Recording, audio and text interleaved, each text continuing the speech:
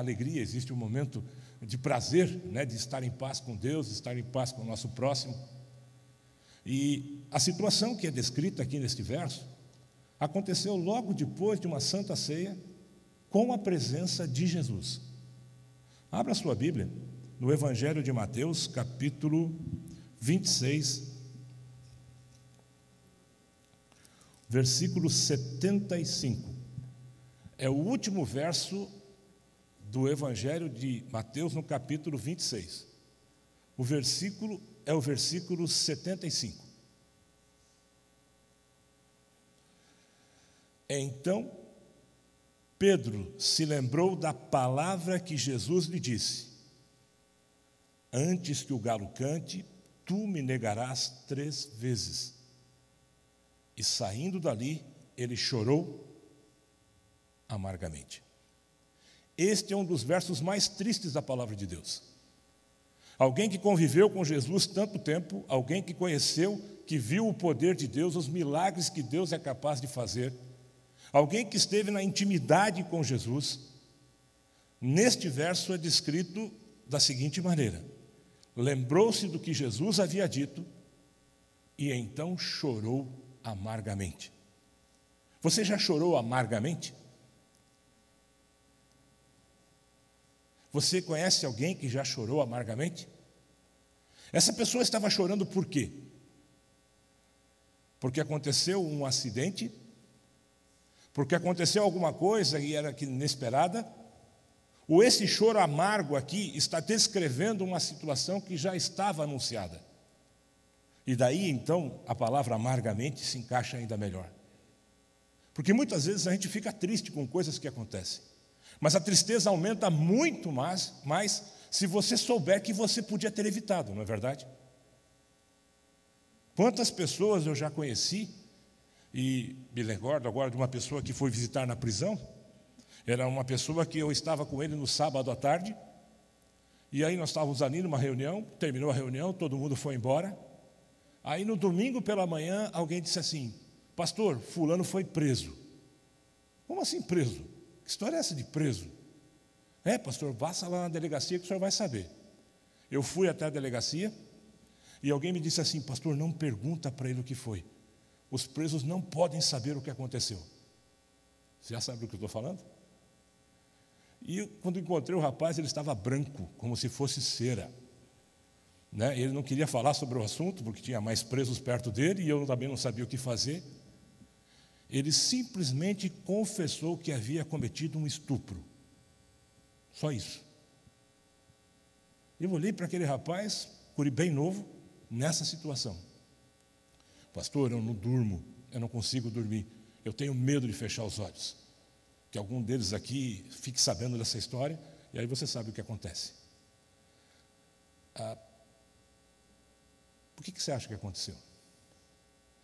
Ele ficou preso alguns meses, porque havia confessado, e depois ficamos sabendo que ele confessou porque estava com medo de apanhar.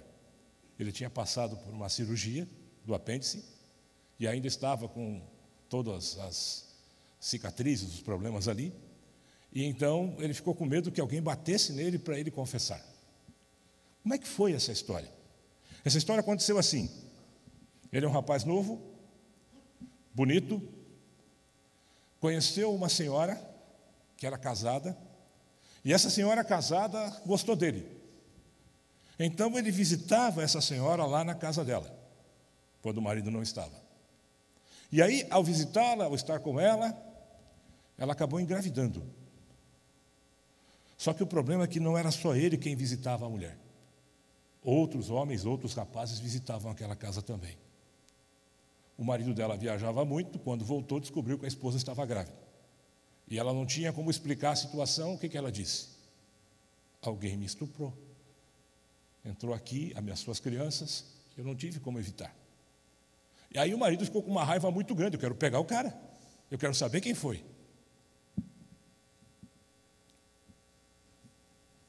Ele estava no sábado à noite conversando com alguns colegas na esquina, e ela disse: foi aquele lá. A polícia veio, prendeu, e ele estava preso por causa disso. Então, ele chorava lá na cadeia, porque não era justo o que estava acontecendo. Ele estava sofrendo por uma coisa que não fez, mas também estava ali porque havia feito algumas coisas. Então esse choro tinha um misto de uma tristeza por uma injustiça e de uma tristeza por haver causado um problema que levou ele para esta situação. Entende agora o que está acontecendo aqui com este homem chamado Pedro? Ele está triste porque Jesus foi preso, mas ele está muito mais triste por haver dado passos que o levaram a esta situação. Então eu queria compartilhar com você um segredo que aparece nesse capítulo 26, porque eu não gostaria de ver você chorando amargamente. E eu também não quero chorar amargamente, sabendo que poderíamos ter evitado alguma coisa se tomássemos algumas precauções. Esse recado, essa mensagem, eu ouvi há muito tempo atrás de um pastor de cabelos brancos chamado Rex. Ele da Nova Zelândia, estava fazendo um curso conosco, ele falava em inglês, alguém traduzia e a gente ia pegando o que caía, né? E o pastor Rex era um sujeito muito experiente e nos contou o que você vai encontrar agora aí na sua Bíblia. E eu não sei se você já percebeu isso, mas este versículo 75 já estava anunciado. Era só uma questão de tempo. E se a gente aprende o mecanismo da estrutura de que isso acontece, a gente consegue evitar sofrimento, a gente consegue evitar algumas tristezas que, de outra forma, seríamos apenas uma vítima. A história começa logo depois da Santa Ceia, tá? Vamos ali então no capítulo 26 e vamos voltar para a ceia do Senhor. Passe o texto da ceia e chegue agora então ao versículo 31. É isso? Pedro é avisado. Tá bom? Vamos começar aqui. Aqui é o primeiro passo dessa história. Então Jesus lhes disse: esta noite todos vocês vão se escandalizar de mim, porque está escrito: ferirei o pastor e as ovelhas do rebanho ficarão dispersas. Terminou a ceia, Jesus está conversando com os discípulos e faz uma afirmação: hoje à noite, todos vocês vão me negar, todos vocês vão me deixar, todos vocês vão falhar. E aí você tem a sequência, você pode ler isso com tranquilidade em casa.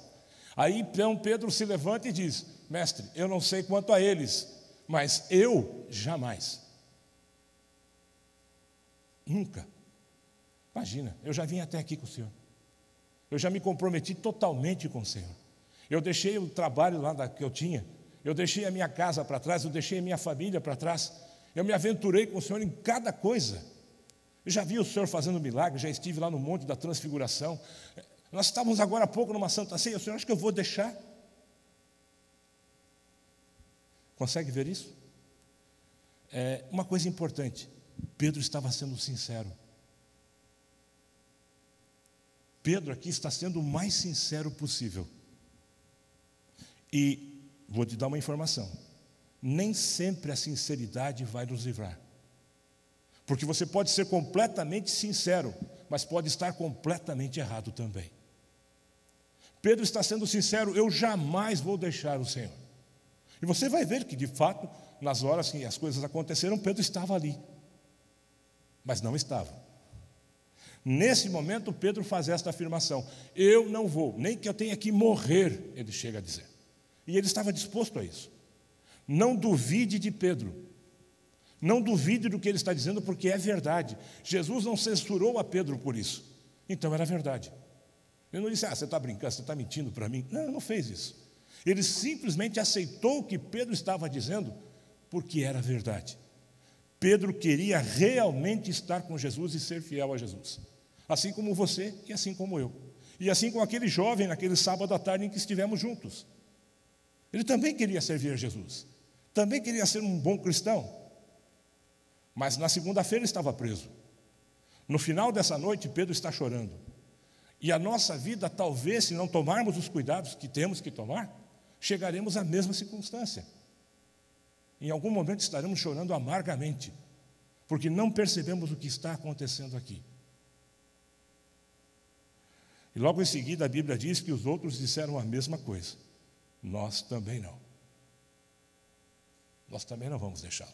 Se Pedro fica, a gente fica também. Se ele aguenta, eu aguento também. O grupo está fechado com Jesus. Tenha certeza disso. Só está acontecendo uma coisa. Jesus já se enganou alguma vez? Ele já disse alguma coisa que ele não cumpriu? Ele já deixou de falar ou de fazer aquilo que ele falou?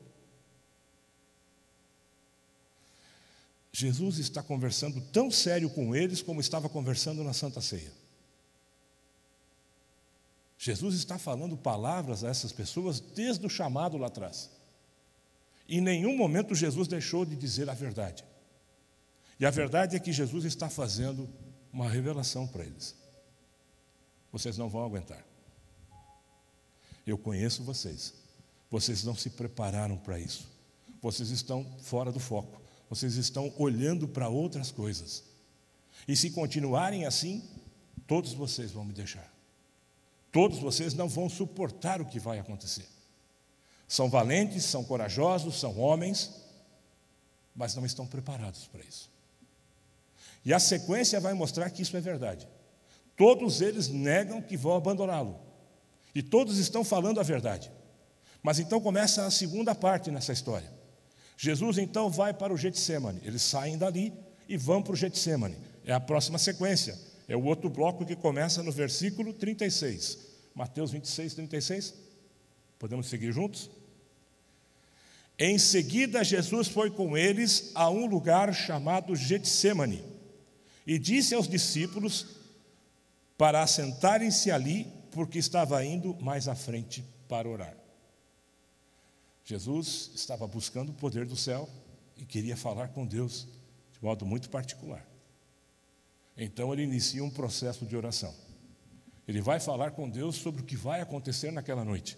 Ele vai buscar forças do céu para suportar aquela noite. E ele chama junto 3 pessoas. Quem eram? Pedro, Tiago e João. Então Pedro está junto. E qual é o plano? Vocês fiquem aqui, orem comigo, eu vou ali na frente e eu já volto. Vamos orar juntos. Me deem força, me dê apoio agora. Eu estou precisando de vocês. Vocês são meus amigos. Fiquem comigo. E o que a Bíblia diz? Quando Jesus voltou, eles estavam dormindo. Jesus foi novamente. Quando Jesus voltou, eles estavam dormindo. Jesus voltou e eles estavam dormindo. Vocês não conseguiram ficar acordados comigo nem por um pouco? O primeiro erro que cometeram naquela noite foi não prestar atenção na palavra de Deus. E é por isso que a igreja sempre pede para que a gente estude a Bíblia, para que a gente leia a Bíblia, para que a gente, faça o ano bíblico, estude a lição da escola sabatina, porque ali está a palavra de Deus. E ali tem as advertências para a gente não cair. Ali está a informação que só Deus pode dar. A informação que Jesus estava dando para eles era uma revelação de Deus. Vocês não vão suportar. Puxa, se você tivesse uma informação, olha, não compre esse carro porque vai dar problema, você compraria? Olha, não faça negócio com essa casa tem problema na justiça, você vai se incomodar com isso. Olha, não case com essa moça, porque essa moça... Não case com esse... Você faria? É desse tipo de informação que nós estamos falando. Jesus está dando uma informação que não está no mercado, que não tem ninguém que possa dar. Como é que ele sabe que essas pessoas vão falhar? Então, prestar atenção no que Deus diz evita muita dificuldade para nós. E eles não estavam prestando atenção no que Deus disse. Vocês vão falhar, fiquem espertos. Agora Jesus diz, vamos orar. E eles não conseguiam orar. Não era só cansaço físico. Não era só uma situação de estresse. Aqui tem um lado espiritual muito forte acontecendo aqui. Você já deve ter tido situações assim, que você está vendo qualquer coisa, você fica acordado. Você pega uma Bíblia para ler, culto de quarta-feira, então, parece que o pregador não está muito sintonizado no que a gente está querendo ouvir, então a gente acaba dormindo no meio do culto. Ellen White tem uma frase para isso, chama-se torpor espiritual. Isso é complicado. É um sono, é uma preguiça, é um cansaço que vem da falta do uso da vida espiritual. É um ambiente estranho. É uma coisa que a gente não se prepara para isso, então a gente não entende o que é isso. Oração não era chegar ali e repetir algumas palavras. Senhor, então eu vou dizer algumas palavras e o Senhor vai fazer com que essa noite seja fantástica. Senhor, a gente vai dizer aqui uma sequência de versos bíblicos e no final o Senhor vai então resolver o problema que a gente vai ter hoje à noite. Jesus suou sangue naquele lugar. Estava num nível de relacionamento muito íntimo. Anjos do céu vieram consolar Jesus naquele lugar. Só que os discípulos não viram nada disso. Não perceberam nada disso e não participaram de nada disso. Como é que vai a sua vida de oração? A negligência na oração é um passo na direção de um problema grave. Os problemas estavam acontecendo e não eram à toa. Tinham problemas em ouvir o que Deus está dizendo, tem problemas em ter uma vida de oração. Então agora vamos para o terceiro passo, que é quando chega Judas, aí no versículo 47 do mesmo capítulo. Falava Jesus ainda, e eis que chegou Judas, um dos 12, e com ele chegou uma turba com espadas e porretes que vinham da parte do principal dos sacerdotes e dos anciãos do povo. Judas se aproxima, vai na direção de Jesus, e aí acontece o beijo de Judas. Que você fica muito irritado por esse beijo, não fica? O beijo da traição. De alguém que era amigo, de alguém que eu conhecia e que lhe virou as costas. Mas talvez você não perceba o que está acontecendo. Judas já havia tomado uma decisão no seu coração. Jesus fez tudo o que podia por ele. Até a última hora Jesus esteve com ele. Lhe estendeu o pão, lhe estendeu sua mão, lhe estendeu o perdão. E Judas decidiu que não queria. Então agora o assunto já não é mais Judas, embora Judas seja muito importante nessa cena. É o que vai acontecer com aqueles que estão ao redor. O que vai acontecer com João? O que vai acontecer com Tiago? O que vai acontecer com Pedro? E a Bíblia diz que Pedro nessa hora pegou uma espada. E igreja danada, né? O sujeito anda com uma espada. Certo? 3 anos e meio. E ele ainda acreditava que a espada ia resolver o problema dele. A Bíblia diz que ele pegou, e lá no livro de João, capítulo 18, o João diz que havia um desses soldados que estava junto, que se chamava Malco. Pedro então pegou a espada e tentou acertar Malco. E a Bíblia diz que ele conseguiu apenas cortar a orelha de Malco. Na nossa língua isso não tem muita graça, não é interessante, mas aqui existe uma certa ironia. É uma ironia. O sujeito sai para fazer um serviço e não consegue fazer nem metade do serviço.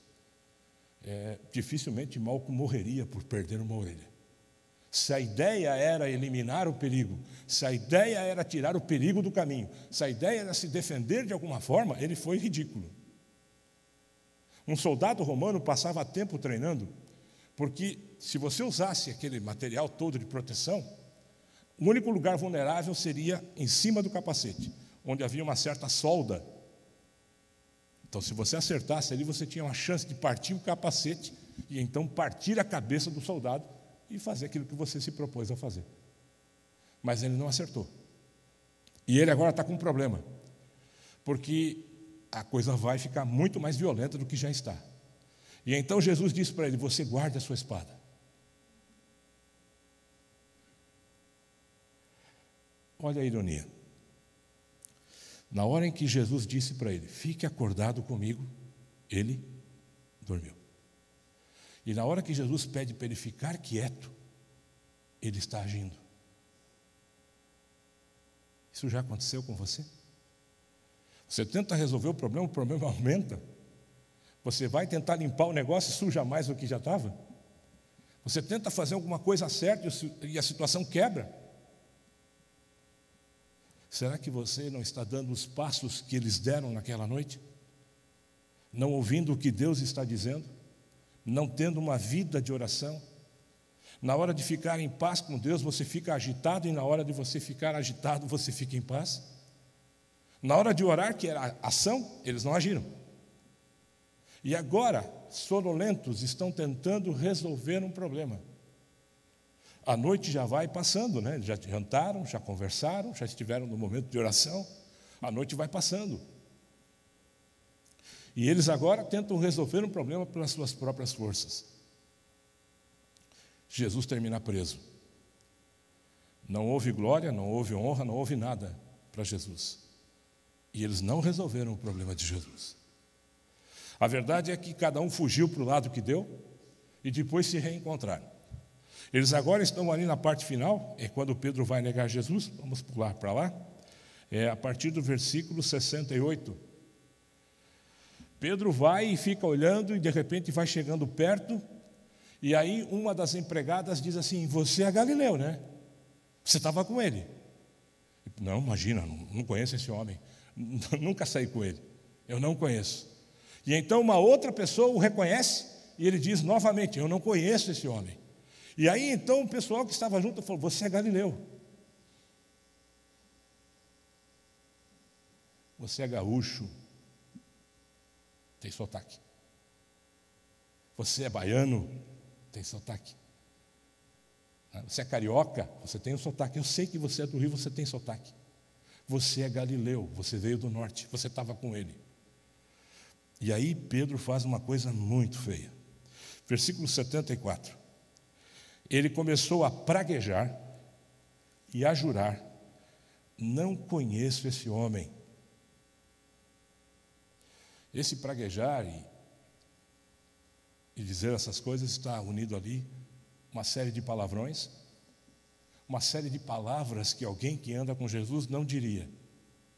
E a ideia era simples: se eu disser essas palavras, eles vão ver que eu não sou de Jesus. Existe um jeito certo de ser de Jesus. É isso que está acontecendo aqui. E eles sabem um jeito fácil das pessoas já olharem para eles e dizer: esse cara não é de Jesus, imagina. Está falando tudo isso aí? Pedro então começou a chorar e o galo cantou. Cantou, cantou e ele chorou amargamente. Hoje à noite eu queria compartilhar isso com você, porque muita coisa que aconteceu na minha vida não foi acidente. Alguns erros eram possíveis que eu tivesse evitado cada um deles. Eu não sei como é que é na sua vida, mas talvez algumas coisas que você já colheu, você mesmo plantou. Algumas coisas que deram errado, você não percebeu, mas quando viu, já estava lá. É o tipo da coisa que a gente não percebe o tamanho até a hora que ele estoura. É o tipo da situação que a gente não vê como ela vai terminar. Porque no começo é só alegria, é só tranquilidade, está tudo bem, não tem nenhum momento mais grave. Eles haviam acabado de participar de uma santa ceia. O que pode dar errado depois de uma santa ceia? Então o Senhor lhe revela: vocês não estão preparados. Ele não estava dizendo que eles tinham que fazer isso. Estava chamando a atenção deles porque eles iriam fazer isso. Porque não perceberam que ao construir a sua vida espiritual, eles construíram sobre a areia. Eles construíram sobre as emoções. Construíram sobre as coisas que acontecem dentro da igreja. Entende? Estavam bem. Eu não preciso orar mais. Eu estou orando demais até. Imagina, eu já fiz o ano bíblico, para que eu vou estudar um pouco mais? O grande desafio não é apenas ler a palavra, mas é ouvir a voz de Deus saindo da palavra. O grande desafio não é você decorar os versos, mas são os versos decorarem a sua vida. É você tomar uma decisão baseado no que Mateus diz, baseado no que Provérbios diz, baseado no que o Eclesiastes diz. E aí você diz assim: poxa, se Deus disse isso, então eu vou fazer assim. Porque assim é o que Deus quer que eu faça. A tal da vida de oração não é para você impressionar alguém dizendo: puxa, veja como ele ora bonito. Não vai ser pelo muito falar que você vai ser ouvido, mas vai ser de abrir o seu coração a Deus como a um amigo e dizer: Senhor, eu vou cair hoje à noite. Se Pedro tivesse dito: Senhor, tá, e o que eu tenho que fazer para não cair? Não seria sido melhor do que dizer tudo aquilo? Não, imagina, eu jamais vou deixá-lo. Eles eu não sei, mas eu me garanto. Entende? Na hora de estar em paz, de estar em comunhão, estão dormindo. E na hora de... aí querem agir. E aí só aconteceu o que aconteceu. No final daquela noite, um dos versos mais tristes da Bíblia. Um homem adulto está chorando. Mas não é pelo chorar. Homem também chora. Mas é chorar amargamente. E se você já passou por isso, você sabe do que eu estou falando. É um choro que vem de um sentimento arrasado, de saber que podia ter sido diferente, de saber que não precisava ter acontecido, de saber que se você tivesse feito a outra escolha, teria escolhido melhor. Então Deus nos deixou essa história, não foi para humilhar o apóstolo Pedro, porque algumas pessoas acham que eles entregam demais as coisas, né? Na verdade, Pedro foi alguém que nos ajudou. Você sabe o que acontece se você não estudar a palavra, se você não tiver uma vida de oração, se você não estiver em comunhão com Deus, se você agir no momento errado. No final da sua noite você vai chorar. Mas amanhã é segunda-feira. Que Deus nos ajude, que não seja um dia de choro, de lágrimas para nós, mas um desafio. Senhor, eu quero ter uma vida estudando a Tua palavra. Eu quero que o Senhor fale aquilo que está escrito na Sua palavra. E que eu aceite isso, que eu entenda isso, que a minha vida melhore. Eu quero ter uma vida de oração. Eu não quero que os outros fiquem impressionados com aquilo que eu falo, ou se eu tomo uma posição para orar. Eu quero que a nossa relação seja tão íntima, que quando o Senhor chamar a minha atenção, em vez de eu reclamar disso, eu lhe devolva dizendo, Senhor, o que eu posso fazer? Tá, se não é para fazer assim, então como é para fazer? Como o Senhor gostaria que fosse feito? Agora é hora de orar, eu vou orar. Agora é hora de agir, eu vou agir. Algumas pessoas às vezes querem agir na hora da oração e outras querem orar na hora da ação. É triste. Há um momento para orar e há um momento para agir. Que amanhã seja um dia que nós possamos agir segundo as orações que temos, o que Deus tem nos orientado também. Que Deus te abençoe. Amém.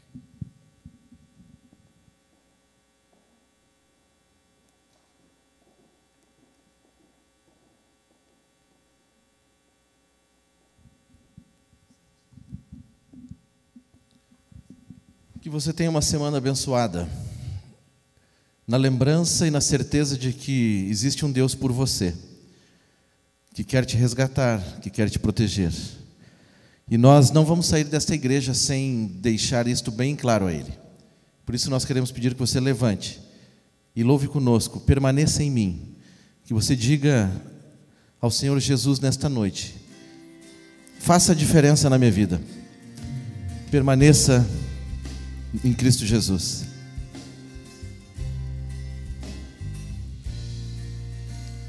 Vem, ó Senhor, em mim habitar, pois quero ser templo teu. Quando eu sair deste lugar, que Jesus permaneça em mim. Permaneça em mim. Permaneça em mim. Permaneça em mim, meu Senhor, permaneça em mim. Venha, Senhor, em mim habitar, pois quero ser templo teu.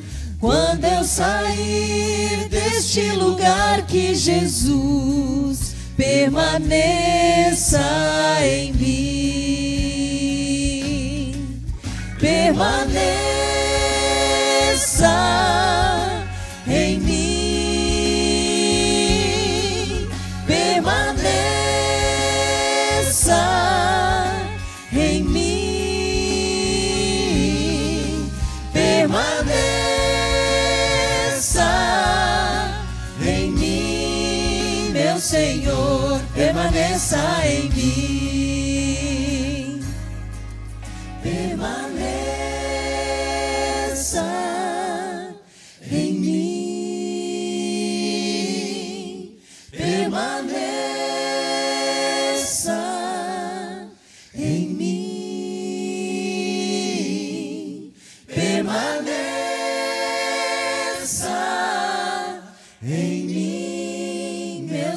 Senhor permaneça em mim. Amém? Oremos.